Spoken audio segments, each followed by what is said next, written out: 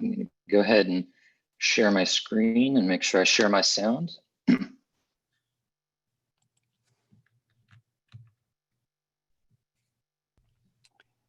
Yeah, we can see it coming up.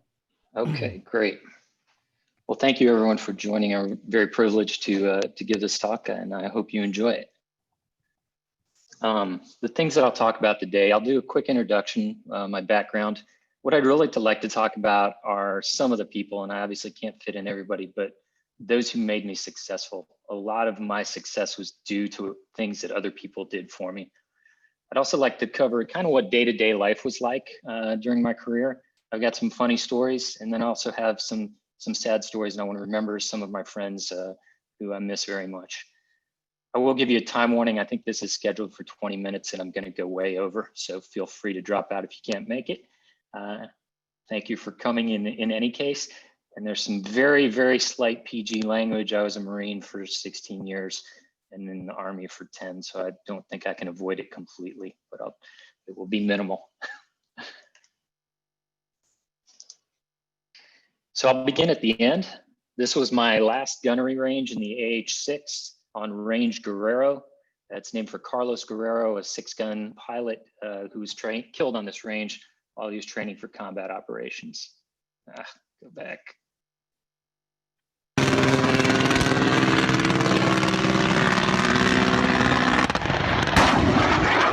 That's a gun to rocket transition.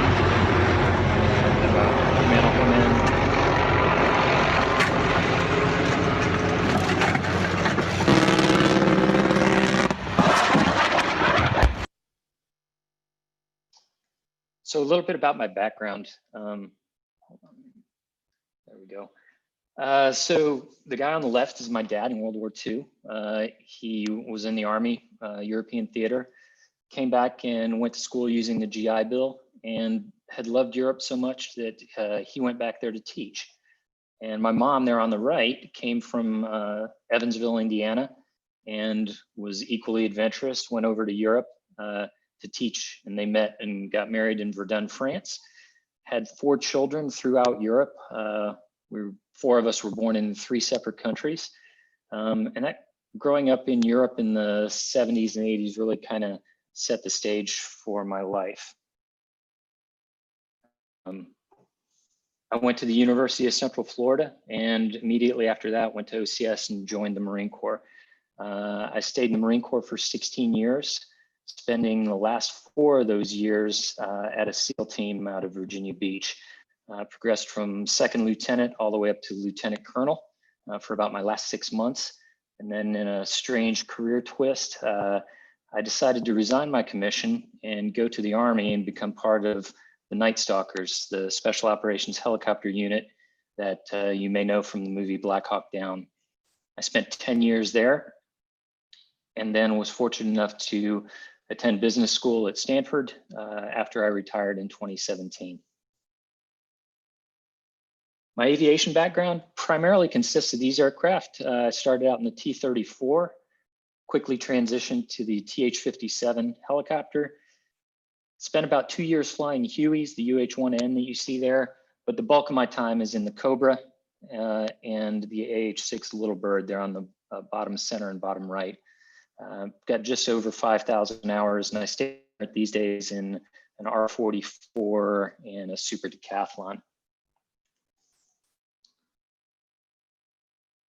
And I'm currently working for a local company, Kitty Hawk, and we are pioneering the electric vertical takeoff and landing aircraft. This is our heavy-side aircraft depicted here, and I'm the product manager and operational test pilot for this aircraft. So I'm really looking forward to the advances that we're going to make over the next few years. I would be remiss if I didn't thank my big brother, Jim, for getting me interested in aviation from a very young age. This is a picture of me and Jim with our respective helicopters. He flies Life Flight out of Evansville, Indiana, and they were kind enough to share their helipad with me while we did some emergency training a few years ago. So this is one of the first people I wanted to thank. The guy on the left is Colonel Tom Croce. He was a good friend's dad who, when he saw the skinny kid on the sketchy skateboard ramp in high school, thought that I might be able to do more and introduced me to the world of military aviation, where I finally end up semi-respectable, like you see me in that picture on the right, my last promotion picture in the Marine Corps. He wrote me an incredible letter of recommendation for Marine Officer Candidate School that I'm sure was my ticket in. And I owe him undying thanks for that. Unfortunately, Colonel Croce is one of the many veterans who lost his life to suicide. I didn't really understand that or the prevalence of the problem until much later in life, but this is my thanks to him. So I went to OCS. I got married to my wife, Kathy, in pretty short order and headed to flight school. After I finished flight school, I started flying the Huey and started a long tradition of taking selfies, pretending like I didn't know I was taking a selfie and gazing steely-eyed off into the distance, not realizing how cheesy this really looks. Pretty soon after I got to the squadron, I learned the hard way that, like the sign says, freedom isn't free. We lost 2 of our Marines, including my best friend, Joe Fandry, in a mid-air collision between a Cobra and a CH-46 C-Knight helicopter. I was gone at SEER school when it happened, but I was able to get back fairly quickly. On the left there is a sketch that I did while I was standing integrity watch on my first deployment of my hand holding Joe's dog tags.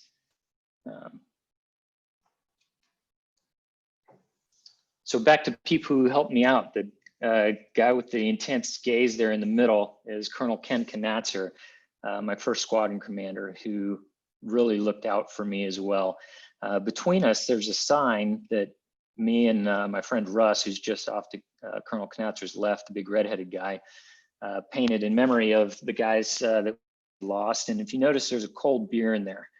And this sign still hangs in the officers club at Marine Corps Air Station New River.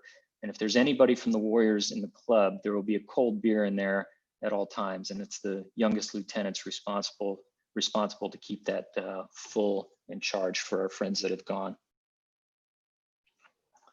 Okay, another steely-eyed picture, but this time flying the Cobra. So went out, transitioned to the Cobra with Colonel Knatzer's help, and pretty quickly found myself on the USS Kearsarge, heading overseas on my first 6-month Mediterranean deployment. We actually left a little bit early. This gives you kind of an idea of what living conditions are like on a ship. These are actually really good conditions. This is officer quarters. This is a room for 4 people. You can see the 4 bunk beds up on the sides, and then our 2 desks and a little bit of room to move around, but that's not it. And like I said, this is fairly luxurious compared to what the enlisted Marines and sailors get down below decks. This is my first crew. Among the 7 of us, I believe there's 5 full colonels, 1 who's probably on his way to being a general. But great group of guys with whom I went into the Congo. And if you remember that old commercial, there I was in the Congo. So this is my combat crew, me and Russ. So my head is shaved because it's a great, wonderful tradition among the Marine Corps that on your first deployment, the crew chiefs come in, ball you up, probably duct tape your hands and shave your head. Why, I don't know, but it's something they do with regularity, and I was unable to avoid it. Fortunately, I don't look like that anymore. Because we were off the ship and had a little bit of leeway, Russ and I painted our wives on the aircraft. His wife Lori was on the other side. And we headed, we were in Zaire. We were waiting for, they were having a revolution, and we thought we might have to evacuate the American embassy. Laurent Kabila was taking over the country from Mobutu Sese Seko. It'd been a fairly bloody revolution. We expected it to be even worse when it got to the capital. Fortunately, it wasn't. It actually kind of fizzled out. They took over the country without bloodshed. So we got back on the ship and headed for what we thought was going to be a vacation port. And on the way, we got diverted and did an embassy evacuation out of Sierra Leone, where they were having one of their own civil war. Managed to, this says we took 800 to safety. That was just on one day. We actually did 3 days of evacuations before heading on. And Kathy was actually able to come over and see me. This is us in front of the Rock of Gibraltar. So keep in mind, these were pre 9/11 deployments. So there was not a lot going on in the world in the late 90s. When I got back, I really wanted to go to WTI. That's a WTI patch there on the left. WTI is essentially the Top Gun of the Marine Corps, of the aviation community. It's reserved for the top 10% of aviators. It's feel very honored to have been selected to go there, but originally I wasn't. I was passed over for someone else. And Wally, who was a captain at the time in the top picture and now is a full colonel, he was looking out for me. Without my knowledge, he went to my commander, protested, and had me added to the roster to go to WTI. So again, someone I'm forever grateful for, or forever grateful to, who just went and did something looking out for me without my knowledge, without me asking. And that's really what I love, a lot of the success of my career too, is people like Wally. So generally, I said back in the 90s, things were kind of fun and exciting. There were some bad things happening, but generally we did things like this. I went out to WTI and got to shoot live tow missiles like this one.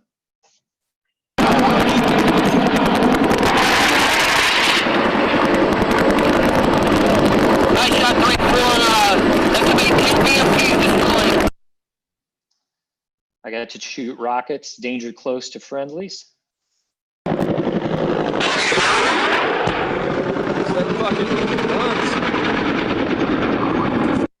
And we even shot flechette rockets. So what's interesting about these is the rocket bursts open and has about 2,200 darts. They're sort of like nails with tail fins on them. And if you watch the impacts on the ground, you'll see the sparkles of where those darts impact.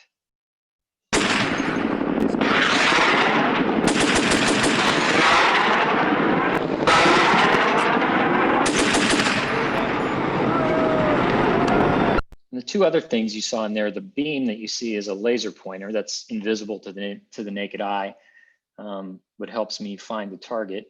And then someone was also marking the target with a 50 caliber machine gun. And I very quickly found myself back on another deployment, this time on the USS Bataan on her maiden voyage, LHD-5. This was a lot different. We really didn't do anything operationally. We did a lot of really great training. I got to fly around Israel at about 500 feet around Jerusalem. This is Masada in Israel, a place where a small group of Jewish zealots were able to hold off essentially the entire Roman army until the Roman army built this ramp up the side of the mountain in order to get in. This is Wadi Rum in Jordan, which is sort of their Grand Canyon, really beautiful area. Got to fly through there. And we did joint exercises. This is a 4-ship with 2 American and 2 Jordanian Cobras. We even swapped front seaters and got to fly with, I had a Jordanian co-pilot. My co-pilot got to fly in one of their aircraft. You probably recognize this from, if nothing else, the Indiana Jones and the Last Crusade. This is Petra in Jordan. There's actually not much in there except one big empty room, but it's very beautiful on the outside. And we even got to do things like go whitewater rafting in Turkey.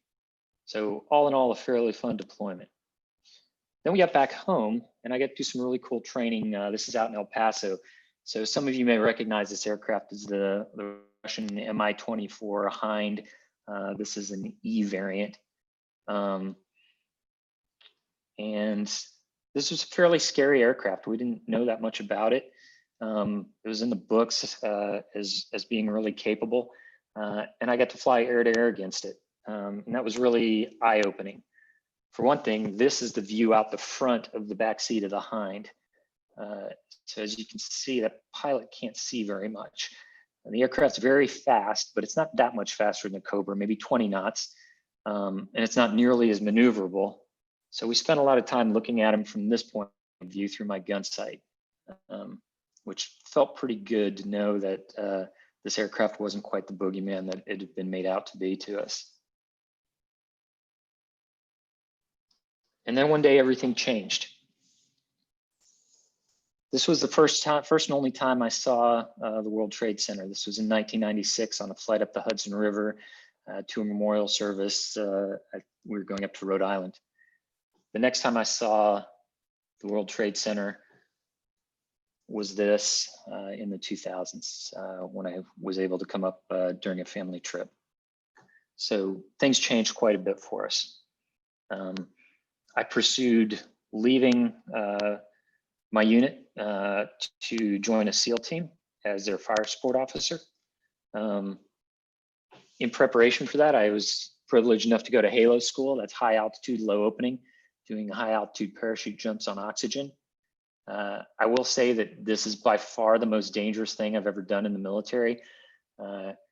Parachute jumps are roughly akin to flying hours as far as proficiency. So you figure somebody with 10 parachute jumps is about like a pilot with 10 hours, which is not very good. And by the time we had 20 jumps, we were doing night 8-way formation jumps. So terrifying, but we had really good instructors that kept us out of trouble. And about that time, my first daughter, Sky, was born. I love this picture of her. So that obviously helped change my mindset quite a bit. Unfortunately, I do not have a history of a good work-life balance. So I was gone quite a bit. And my wife, Kathy, took the brunt of raising our kids. And I'd like to thank her for that. She's listening. So I wanted to go to the Naval Special Warfare Development Group, a SEAL team out of Virginia Beach. And my friend Russ, who I introduced you to before, there on the left, had moved on to an exchange tour with Army Special Operations Helicopter Unit. And he recommended me to the guy on the right, Brad O'Neill, who was a Marine assigned to Dev Group. Didn't know me, but on Russ's recommendation, really did a lot to ensure that I was given a fair shot. The incumbent that I was trying to replace, for whatever reason, had a different agenda. And Brad, just based off of Russ's recommendation, bent over backwards and got me a fair shot, and I was able to join the unit. Now, I would like to tell you that going to a SEAL team, I got to do cool stuff like this all the time, ran around in the desert. I did get to do some really cool training at some pretty advanced shooting schools.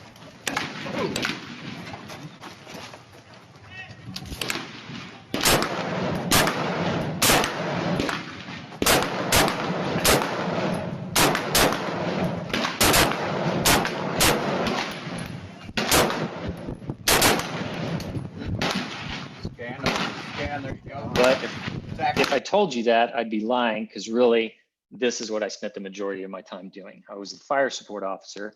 So I sat behind a desk. I had a lot of drone feeds coming in. I had a lot of radio connectivity. I had a lot of chat windows open. And essentially what I did was I supplied air support to the SEALs out in the field when they needed it. I made sure that they were briefed up. I got them to the right coordinates, made sure they checked in with the right people. Still a very satisfying job. I will say on the pictures, you notice on some pictures, I've got people's eyes blacked out. If someone's retired or no longer serving, or if I'm unsure of their status, I've done that. Anyone whose eyes are not blacked out or no longer serving, or I've gotten their permission. I also spent a fair amount of time in this aircraft, the AC-130, in this case, a U model. And you see him here firing the 105mm cannon out the side. And it really kicks the aircraft. You can feel it, it's got a significant impact. And I always wondered what it looked like to shoot that gun. And then I got on the aircraft and I found out, if you look in the lower left, that innocuous little black button that someone has, it's labeled MOM for momentary, I think. Someone has kindly labeled it for us. That's the button you push to fire that giant gun. Just kind of made me laugh that that's what they use for that. So I got to Afghanistan and I met up with my old Cobra unit, and this picture here is really interesting. So one of the initiatives that I had started was we'd always read about in Vietnam, people evacuating guys on the ammo bay doors of Cobras. And we always talked about it, but we never did it. So one of the things I did was I had our flight equipment shop make up straps so that we could clip in. We kept them in all of our Cobras. And the intent was that if you crashed or if your helicopter was hard down in a bad area, your wingman could come in and pick you up. But I didn't anticipate this. In this case, there was an ODA on the ground, so a team of Green Berets that had gotten ambushed, and the guys that had ambushed them had taken off up the side of this mountain, and they weren't weighed down like the Green Berets were, so they were going to get away. And the Cobra flight lead landed, quickly briefed the guys, and they put 4 members of the ODA on the 2 Cobras, flew them up to the top of the mountain, dropped them off, and managed to catch the guys who had ambushed them. They got back. Their command was not real happy about it. I think the Army 06, who was over the Cobra unit, was talking court-martials. And then the ODA showed up with their commander with letters of recommendation and I think a beer. They were suddenly the problems went away. And a few months later after that, when Sky was about 1.5 years old, Becca showed up. And that was while I was in Virginia Beach.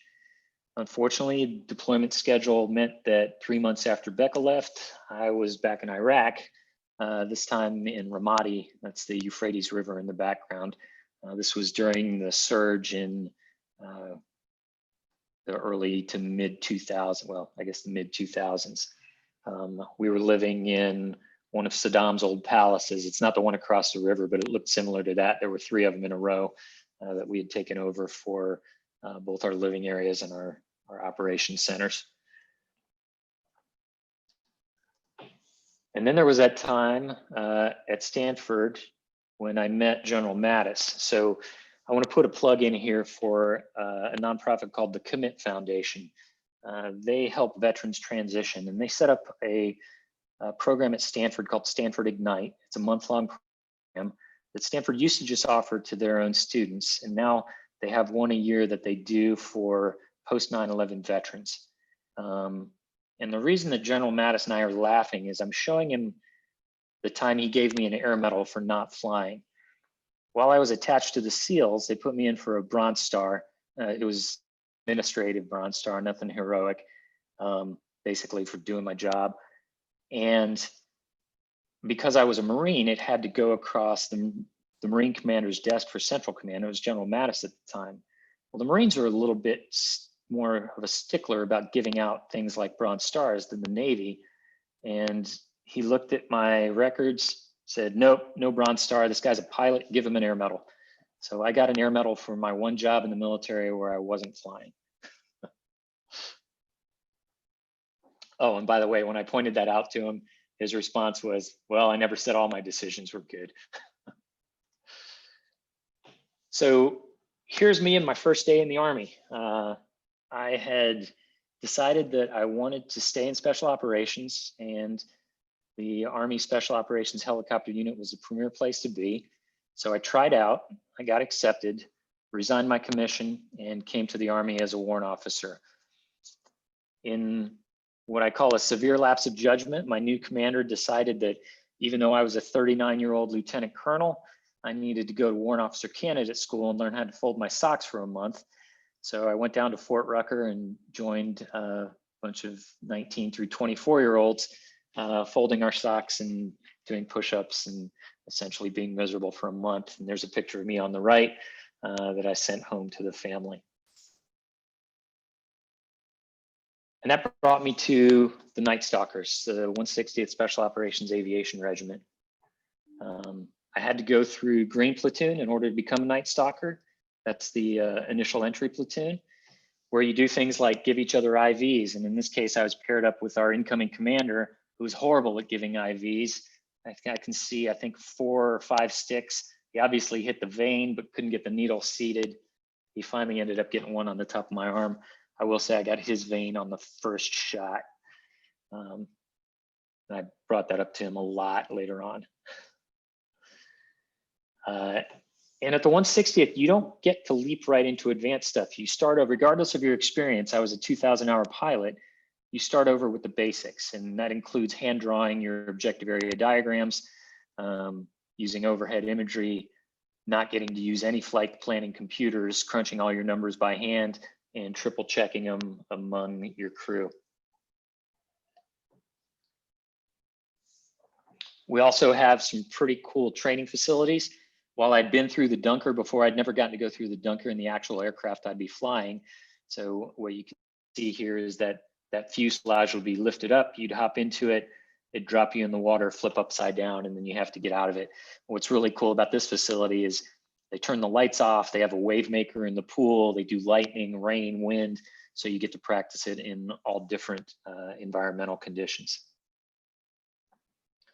You also get to start shooting. If you look, that camouflage in the bottom of the screen, that's my left butt cheek. And then you see the 6 barrels on the minigun and the rocket tube. So they're really close to you when you're shooting. And we shoot relatively close compared to everyone else in the service, down to about 200 meters with rockets. And the fragments from rockets sometimes come back more than 200 meters. This was after my first day of gunnery. I was flying with a infamous guy, Fred Horsley. He was a former Green Beret from Vietnam that became a Night Stalker pilot. I shot myself in the arm with a frag off the rocket while I was flying. Said, ouch. Fred said, what's wrong? I said, I think I shot myself. He said, well, can you fly? I said, yeah. He said, okay. And then we kept flying. And then later on, I realized that fortunately it was just a nick. So I finished up Green Platoon and went to B Company, who we call the 6 Guns. They were one of the 4 units of the 160th.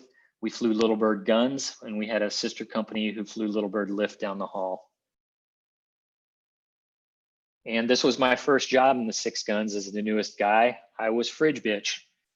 What that meant is it was my job, besides doing all my flying and planning and a lot of the other work, was to ensure that this fridge was stocked and stocked properly. If you notice, those labels are all facing outward. The labels have to face outward so that the senior members know what kind of a soda they're grabbing.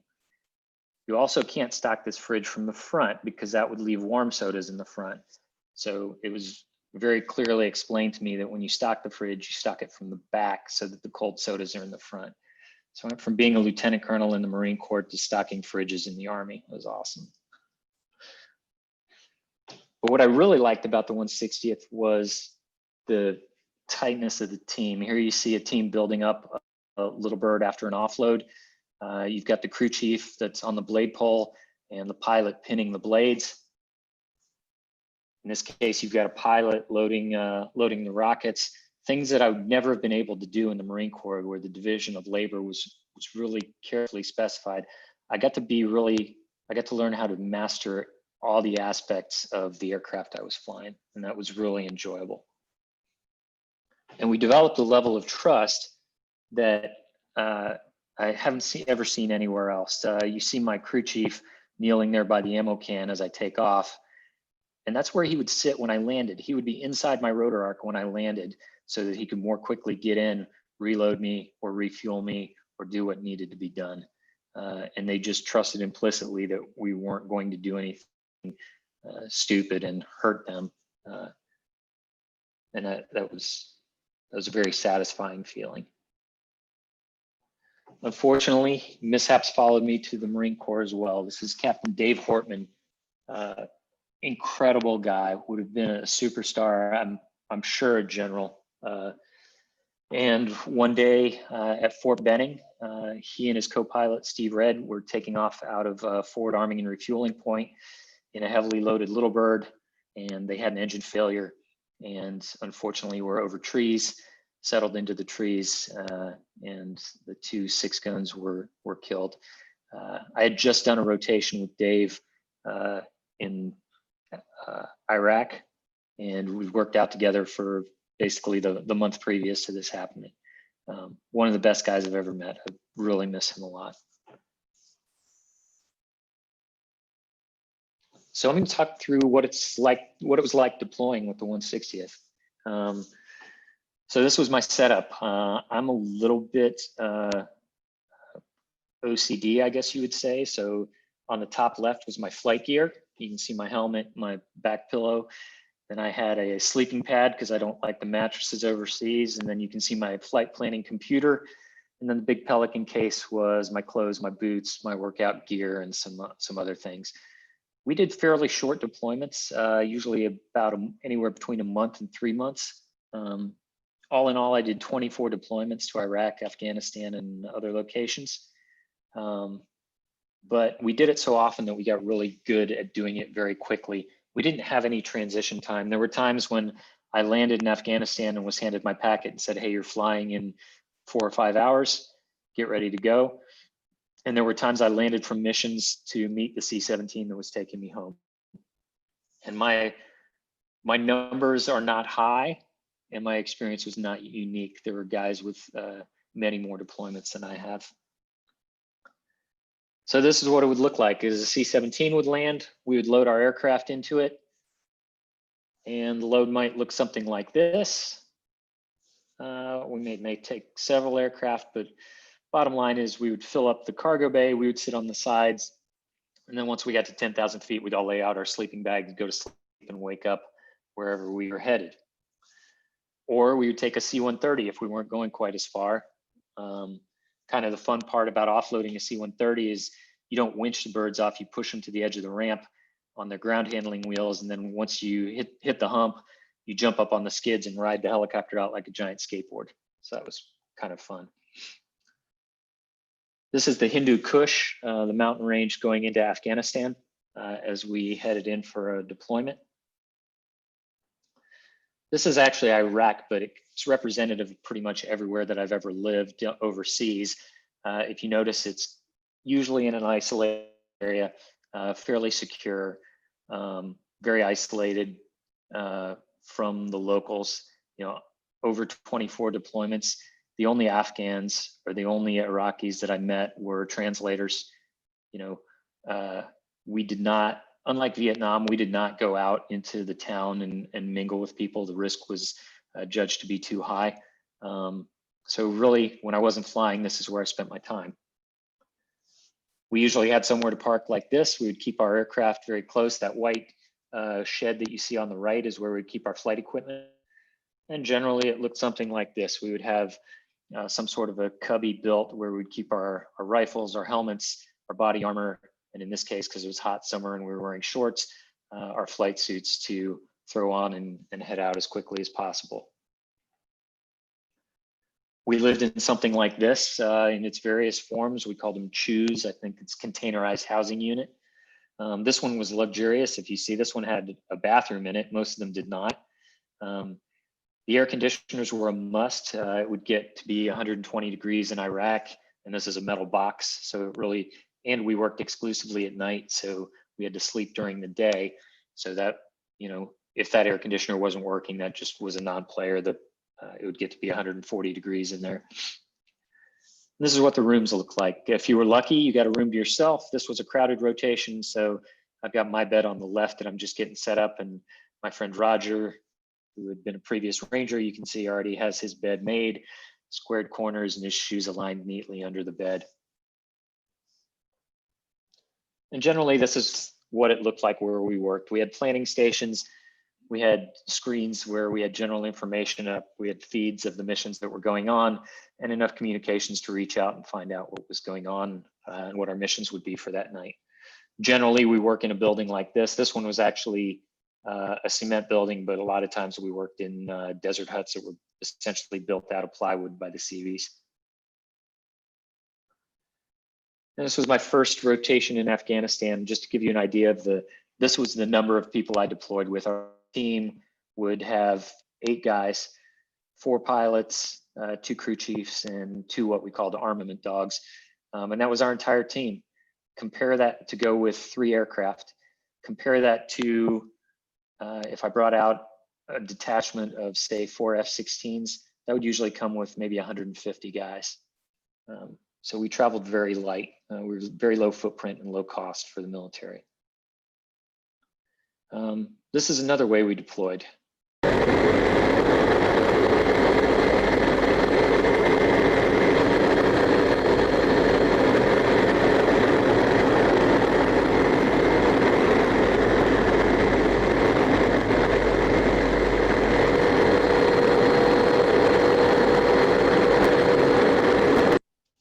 So that was coming in to land on a destroyer.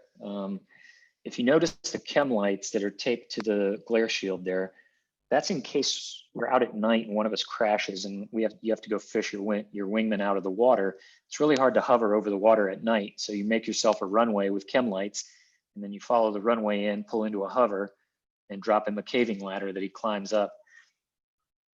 In the other services, you probably wouldn't practice that, but in the Night Stalkers, they take you out into Pensacola Bay in pitch black at night, and they throw you in the water a couple of times, and you practice climbing up the caving ladder, which was, I don't like being in the open ocean at night. It's not a great feeling. So you'd land, the Navy guys would chain you down. As you can see here, we gave our crew chiefs, we're entirely self-contained, we'd give our crew chiefs a ride out on the plank. So they would throw their bags in the back with ours, hop on, and we'd fly them out to the ship that way. And the accommodations were a little less luxurious on the destroyers. This is what they call a coffin rack. Your entire personal belongings fit underneath you, and then you have, looks like about 12 inches above you while you sleep. And that's the extent of your personal space. You can close the curtains if it's daytime, because not everybody's on the same shift as you. There were good things during deployment. We had email for the most part, and I would get emails like this. But then there were some bad things too, and I would get emails like this. Hey, you need to come home. Your daughter needs open heart surgery. On the plus side, people can talk bad about socialized medicine all they want. That's what I had in the military. And my wife was able to find the Children's Hospital of Philadelphia, the place to have this surgery done. And we walked into their waiting room. And I have to say, as a Night Stalker, as a special operations aviator, I love this attitude. And it gave me a huge amount of confidence in bringing my daughter here to have someone crack her chest open. If it can be done, it can be done here. I identified with that very much. And they did a great job. Moving on, this is a Toyota Hilux. It's probably the most numerous vehicle in the Middle East. Nearly every vehicle on the road, I'd say probably 60% of them were Toyota Hiluxes, and they all looked alike. So in this case, we've labeled ours with B Company.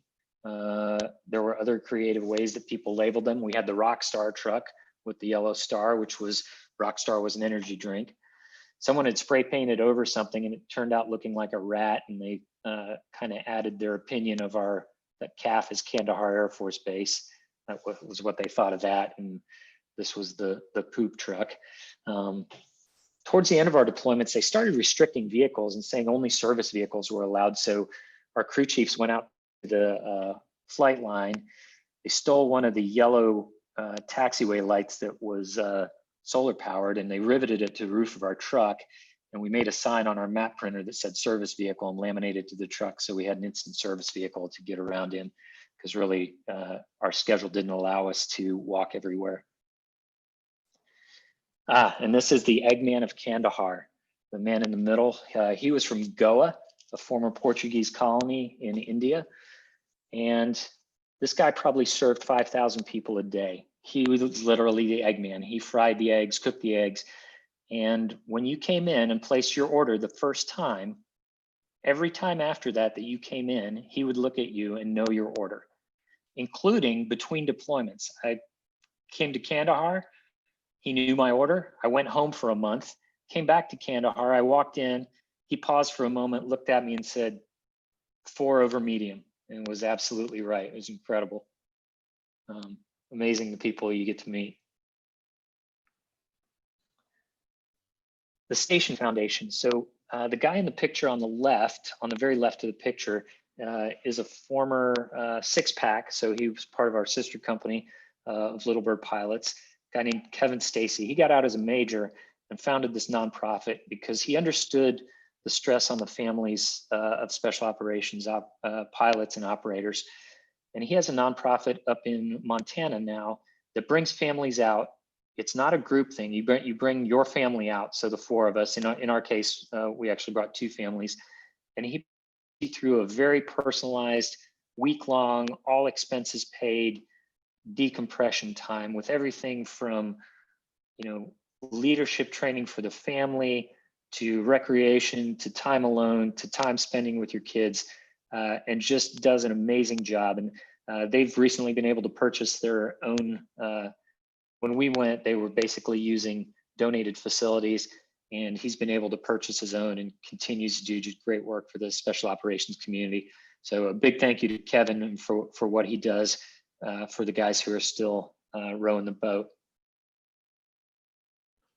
And wouldn't be complete without a selfie of me gazing into the distance flying the Little Bird.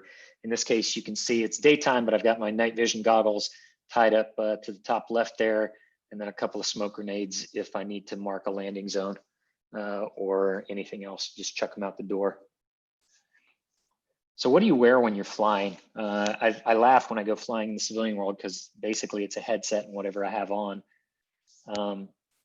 So this is my vest, which with body armor, ammunition, pistol, radio, GPS, first aid kit, weighs between 45 and 50 pounds.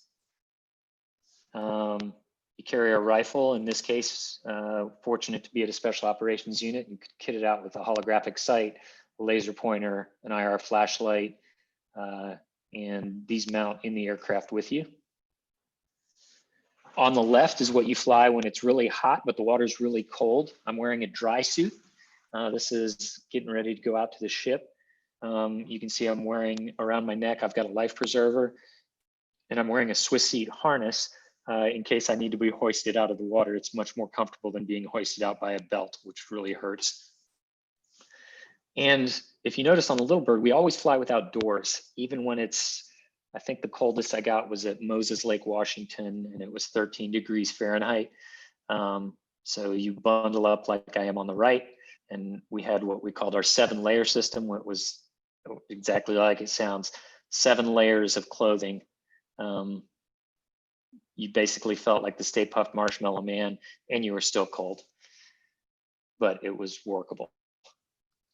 And if the enemy has any chemical or biological weapons, you wear something like this. This is in the Cobra, but the Little Bird had something similar, and it's basically a gas mask that runs through an external filter and pumps pressurized air through it to keep you from fogging up.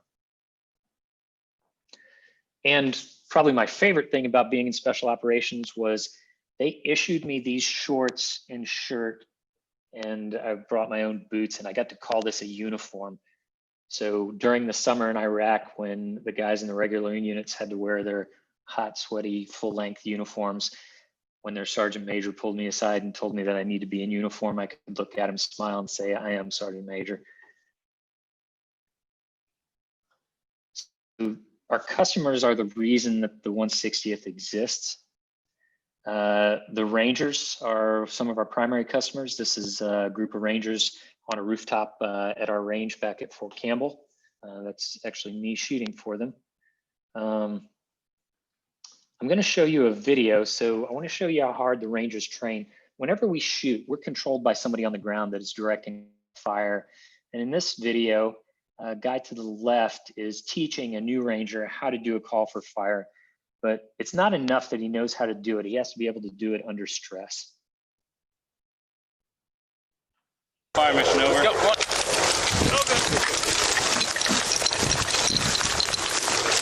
My position, South VP, marked by panel. Go, come on. 0, 9, 5, at 150 meters. Yes. APCU in the open. Let's go. Be advised, it's danger close. Down, Force Commander's initials. So that instructor, this guy named Chris Domay, Sergeant First Class Chris Domay, he was the lead JTAC or Joint Terminal Attack Controller for 2nd Ranger Battalion out of Fort Lewis, Washington. And one day I was flying overhead in Afghanistan outside of Kandahar. They were going onto a target, and we were talking to Chris. And as I had just passed the target and suddenly I felt a bump and I felt the aircraft shudder from an explosion on the ground. And we immediately tried to call Chris, hey, what happened? And we didn't get an answer. And we spun our aircraft around really quick, saw a giant explosion. And I was the wingman at the time. My flight lead, Jay Rathman, immediately called the medevac helicopter. Normally Chris would be the one to call it, but we knew something was up. So the Chinook was coming inbound. And we found out that Chris, a young lady named Ashley, I think White, and a young Ranger were all killed that day. Again, these are not all the people that I know, but the guys that I've talked to you about really stuck out at me as just really being excellent individuals. And for some reason, Chris, I didn't know him super well, but he just struck me as being a really great guy. I really enjoyed talking to him. So our next group of customers, obviously we got to work with the SEALs quite a bit. And while I was working with the SEALs once, I was flying around Virginia Beach and this thing popped out of the water in front of me. This was just total happenstance. And then as I was wondering how to caption this picture, I realized that this is probably the most expensive picture I've ever taken. I Googled it, and that class of submarine costs about $2.8 billion.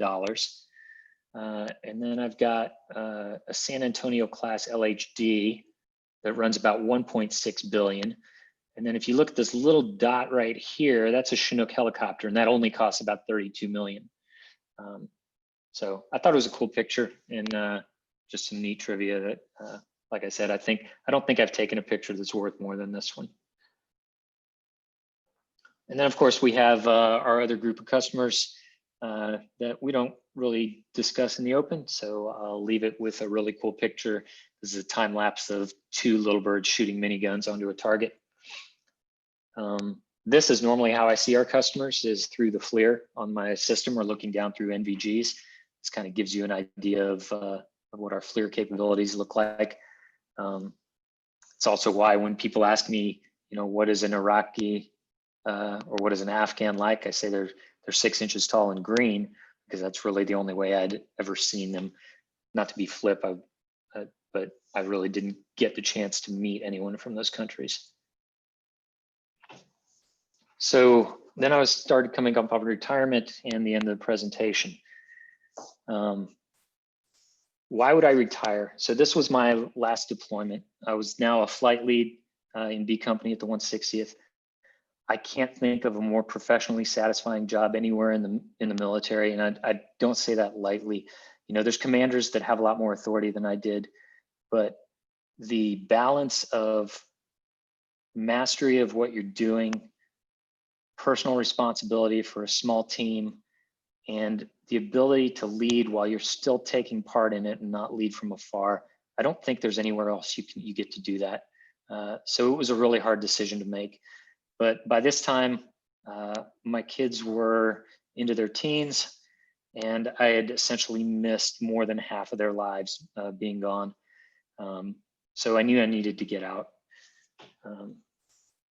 But not so fast, Matt. So I put in my retirement paperwork. I was accepted to come out to the business school at Stanford and was getting everything ready to move. And I found out that my retirement paperwork was hung up on General McConville's in his office, not on his desk at the Pentagon. General McConville is now the Chief of Staff of the Army. At the time, he was the G1. So it didn't look like I was going to be able to make it to Stanford in time to use the GI Bill, which would have incurred like a lot of cost for me. So I found out that General McConville was going to be in Nashville, just down the road from Clarksville, for the Army Aviation Conference. Got a rough schedule from his aide and went down there in civilian clothes and kind of stalked him, waited until his entourage wasn't looking, and ran up and introduced myself. Hey, sir, I'm one of your Little Bird flight leads. He's like, oh, nice, great to meet you. And I'm like, so I'd like to pretend that this was a coincidence, but I'm looking for you. And I explained the situation to him. He said, how long you been in? 26 years. And you got into Stanford? Yep, send me an email. So said thank you, ran out to the car, sent him an email. That was on a Friday. I got a response literally within 4 minutes. And by the time I got back to Fort Campbell on Monday, not only was my retirement approved, but my orders had already been routed.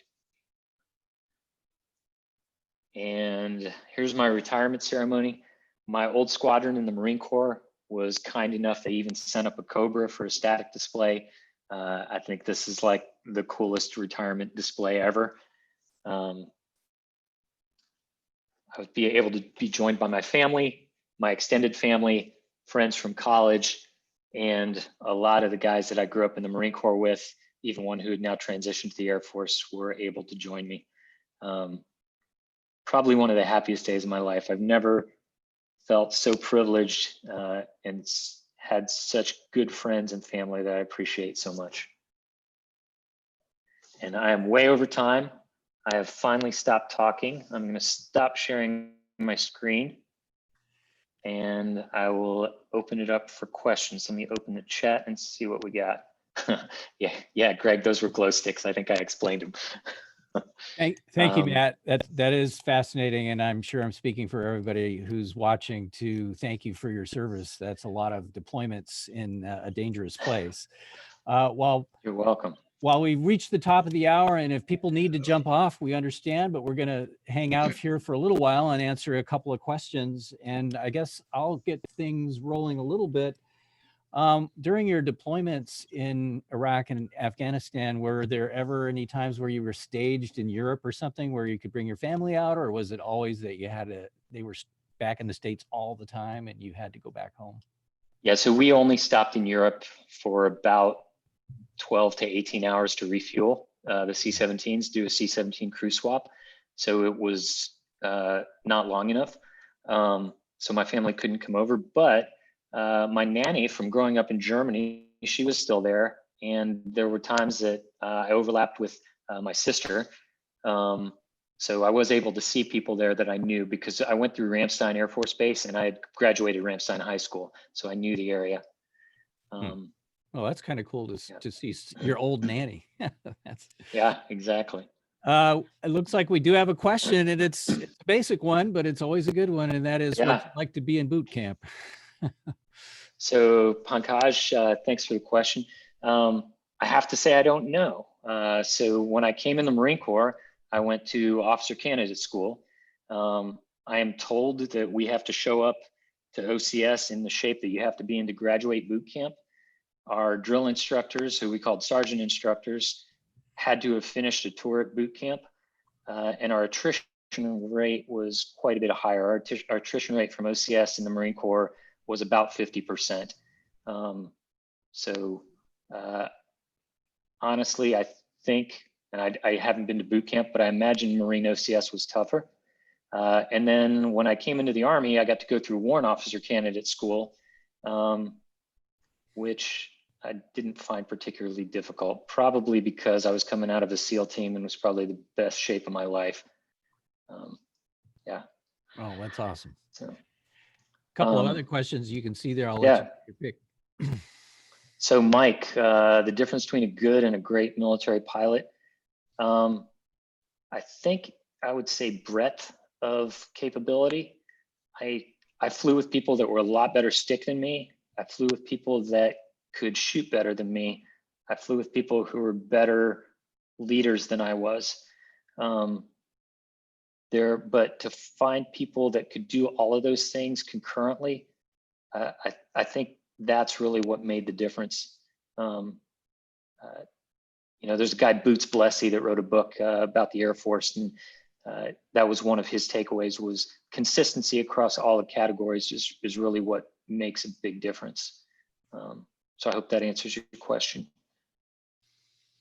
And then let's see, curious about aircraft maintenance. Does a crew chief do it all? Does he carry tools? Yeah, absolutely. We brought a maintenance pack up with us. Our crew chiefs were amazing. They could do everything except essentially a depot level type maintenance on the aircraft. We did have a maintenance team that traveled not always directly with us, but at least to our intermediate support base that could do bigger stuff if we had to do like an engine swap or something similar. But for the most part, the crew chief could do everything that we needed on a day-to-day basis. They had both a small tool bag that they carried with them and then a larger loadout that went on the transport helicopters with us. What was the Little Bird like to fly? It's amazingly nimble.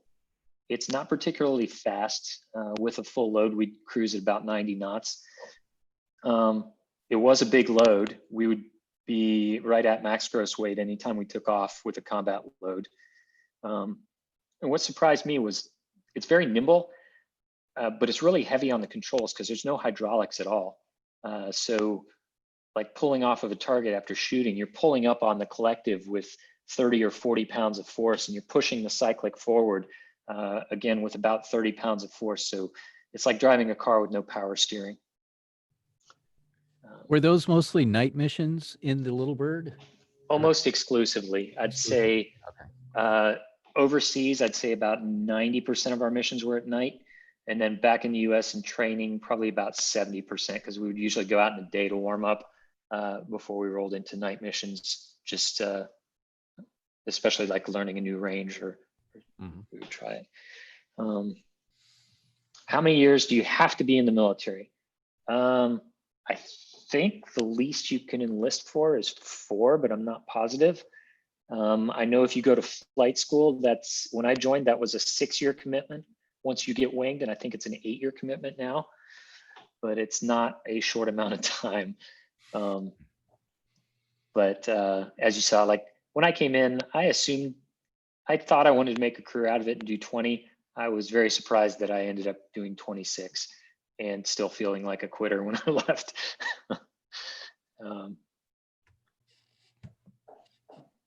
Danae, you're welcome. I am not doing the presentation again, but I think, Jeff, this is recorded, correct? Yeah, it's recorded. It'll be up on our YouTube channel tomorrow. Cool. Hey, Greg has a great question. What can civilians like me do to help veterans? So, you know, after 9/11, the response to the veteran community has just been incredible. And honestly, sometimes I feel like it's too much. You know, I've been places and had people buy my lunch with, you know, I go to pay the check and somebody's like, hey, it's paid for. And here's what I can say from the heart. The best thing that civilians can do to help veterans is make it worth our while that we sacrificed. The division that I see in this country and the almost hatred that I see between different political factions and people that don't understand each other, that's what hurts the most. If you can do anything, it's keep an open mind, talk to people that you don't agree with, and understand that they don't have bad intentions. They may just disagree with you on how to get things done.